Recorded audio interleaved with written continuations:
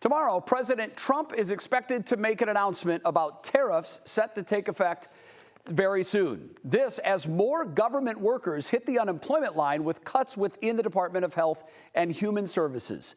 NBC's Julie Sirkin has the latest from Washington. Because they know I don't play games. On the eve of what he calls Liberation Day, President Trump is getting ready to unveil his new plan for tariffs.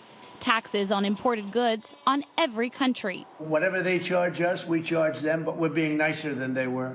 While the president says he has a plan, the size and scope are a mystery, and the uncertainty could lead to higher prices for most U.S. industries. But a majority of Republican lawmakers are standing with Trump. Most of the concern, I represent agricultural business, so most of the concern is actually retaliation against the export of American agricultural products.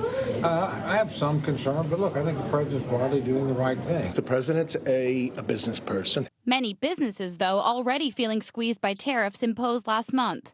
From the cost of cars to the price of wedding gowns, you may even have to dig deeper to say yes to the perfect dress. Some designers have already sent us tariff costs, and some have decided to hold off on that. And as markets react to the tariff impact, workers brace for more cuts across the federal government, this time at Health and Human Services, including the Centers for Disease Control and the Food and Drug Administration. Employees stood in line for hours outside this HHS building in Maryland, only to find out they no longer have jobs when their security badges didn't work. It's part of HHS Secretary Robert Kennedy Jr.'s push to reshape the public health infrastructure. I rise tonight because I believe sincerely that our country is in crisis. Meanwhile, Democrat Cory Booker taking a literal stand on the Senate floor.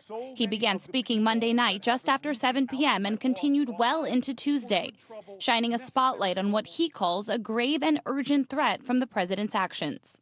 While Democrats here on Capitol Hill are slamming the Trump administration's moves, voters are heading to the polls in Florida and Wisconsin for special elections in those states. It's the first time voters are casting ballots since the November election, of course, where President Trump won. And it could serve as a good pulse check of how Americans are feeling about the Trump administration's rapid-fire moves. In Washington, Julie Sirkin, NBC News.